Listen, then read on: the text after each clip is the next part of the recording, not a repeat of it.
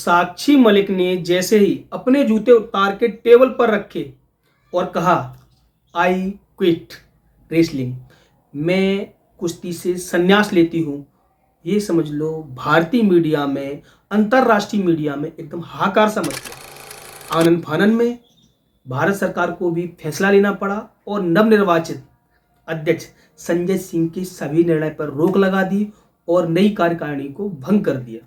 नमस्कार दोस्तों, एक बार फिर से स्वागत है आपका मेरे YouTube channel beyond the motivation पर। साक्षी मलिक जिन्होंने कुश्ती छोड़ने का निर्णय लिया, जहां से हाहाकार मच गया। हालांकि ये जो पहलवानों का आंदोलन है वो काफी पुराना, जनवरी 23 से स्टार्ट हुआ था, अप्रैल में भी हुआ। बहुत सारे बीच में सरकार और पहलवानों के बीच में वार्ता हुई और खेल मंत्री अनुराग ठाकुर ने मध्यस्थता की, पहलवानों को समझाया, ब्रजभूषण सिंह को अध्यक्ष से निर्खास्त किया, दोबारा चुनाव करवाए। दोबारा चुनाव में अनीता सोराण और संजय सिंह ने भाग लिया।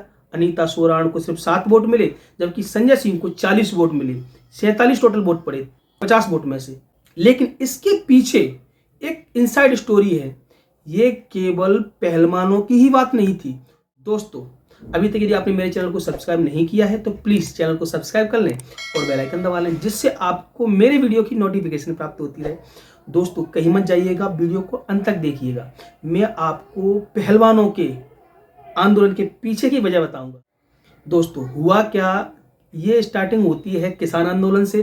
जब किसान आंदोलन हुआ तो ये आंदोलन धीरे धीरे सिख जाट वर्सेस बीजेपी हो गया। बीजेपी के जाट और सिख वोटर्स नाराज हो गए। उनको मनाने के लिए बीजेपी ने अपने 3 कृषि कानूनों को वापस ले लिया, जिसे उन्होंने मना लिया। लेकिन हुआ क्या, कांग्रेस ने नई रणनीति बनाई और सबको पता ही है हमारी सारी चीजें राजनीति से प्रेरित धीरे धीरे हो ही जाती है। नहीं होती तो राजनीतिक लोग उसमें हिस्सा ले लेते हैं और यही हुआ। 2023 में कुछ पहलवानों ने जंतर मंतर पर जाकर के धरना दिया और ब्रजभूषण सिंह पर आरोप लगाया कि उन्होंने यौन शोषण किया है। 2012 से 22 तक के बीच में उन्होंने अलग अलग जगह बहुत सारी महिला पहलवानों के साथ शोषण किया है। उसमें 2 नाबालिग पहलवान भी थे। जब ये आरोप लगा तो हाहाकार मच गया। लेकिन ब्रजभूषण सिंह सामने आए, उन्होंने बोला यदि मुझ पर आरोप सिद्ध होता है तो मैं फांसी पर चढ़ने के लिए तैयार हूँ। और उनको भंग करके अनुराग ठाकुर द्वारा, जो कि खेल मंत्री थे, नया चुनाव कराया गया। नया चुनाव हुआ तो उसमें संजय सिंह, जो कि ब्रजभूषण सिंह के करीबी माने जाते हैं, और अनीता सोराण, जो कि पहलवानों की करीब और हरियाणा की हैं, जाटों की नज़दीक हैं, वो हार गई। उनको केवल 7 वोट मिले और संजय सिंह को 40 वोट मिले।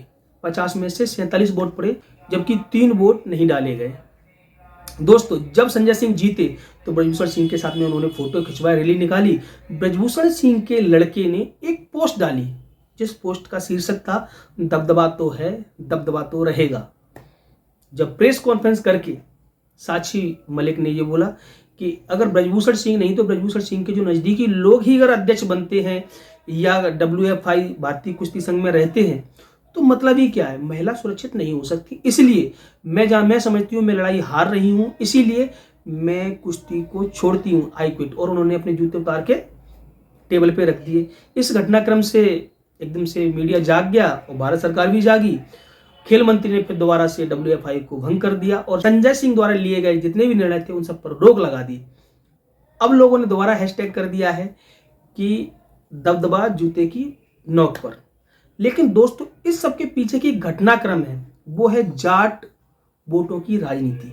चाहे वो कांग्रेस हो चाहे बीजेपी हो, सब रणनीति बनाते हैं और जातिगत वोटों को देखते हैं, उनको बटोरने की कोशिश करते हैं। जब बीजेपी ने किसान आंदोलन को खत्म करवा करके तीनों जो कानून बनाए थे उनको वापस लिया था तो ऐसा लगा जैसे सिख और जाट वोटर्स उसकी झोली में आ गए।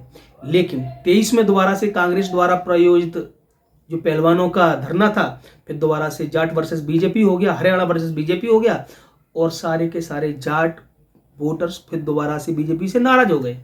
लेकिन उन्होंने उनको मना करके PFI को भंग करके और ब्रजभूषण सिंह से बोला कि आप चुनाव में भाग भी नहीं ले सकते। तो ये दोबारा से बीजेपी को जाट वोटर्स का सपोर्ट मिलना स्टार्ट हो गया।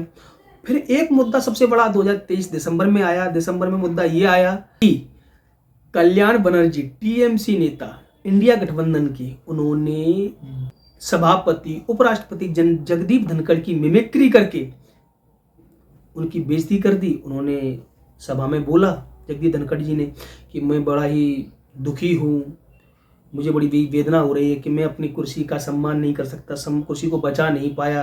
कुर्सी मेरी बेइज्जती हो कोई बात नहीं, कुर्सी की बेइज्जती कर दी। मैं उपराष्ट्रपति की पोस्ट पे हूँ, सभापति की पोस्ट पे हूँ। और इंडिया गठबंधन वाले लोगों ने, क्योंकि जगदीप धनखड़ जाट समाज से भी आते हैं और किसान परिवार से आते हैं, तो उन्होंने कहा ये किसानों की बेइज्जती है, जाटों की बेइज्जती है। और इस सब चीज़ को ना बीजेपी वालों ने प्रोजित कर दिया जाट वर्सेस कांग्रेस, यानी कि जाटों की बेइज्जती कांग्रेस द्वारा की गई है, इंडिया गठबंधन द्वारा की गई है, टीएमसी नेता द्वारा की गई है। और जाट जितने भी नेता थे छोटे छोटे और जाट सपोर्टर्स थे, जाट वोटर्स थे, सारे के सारे बीजेपी के झोली में आ गए और कांग्रेस इंडिया गठबंधन के खिलाफ हो गए। जब ये जगदीप धनखड़ का मामला हुआ तो कांग्रेस ने दूसरा मामला ऊपर कर दिया। वो मामला है साक्षी मलिक वाला, जो कि अभी हुआ है। अब देखते हैं, उन्होंने दोबारा से आरोप लगाया और बीजेपी को जाट के खिलाफ कर दिया।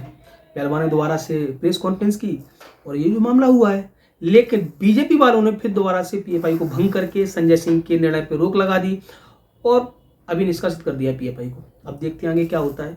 लेकिन ये सारा जो घटनाक्रम चल रहा है ये जाट वोटर्स का है, ये इसके पीछे की स्टोरी है। देखो, शोषण हुआ है तो उसके सबूत मिलेंगे। अगर ब्रजभूषण सिंह आरोप पाए जाते हैं तो निश्चित ही उन पर दंडात्मक कार्रवाई होगी।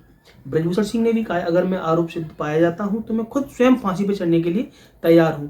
हालांकि अब देखते हैं आगे क्या होता है। दोस्तों, जो मैंने आपको इनसाइड स्टोरी बताई है, आपको ये कैसी लगी आप मुझे कमेंट करके बताएं।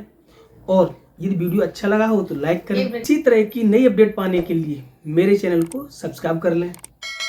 मिलते हैं किसी नई जानकारी, नई एपिसोड, नए वीडियो के साथ। तब तक के लिए धन्यवाद।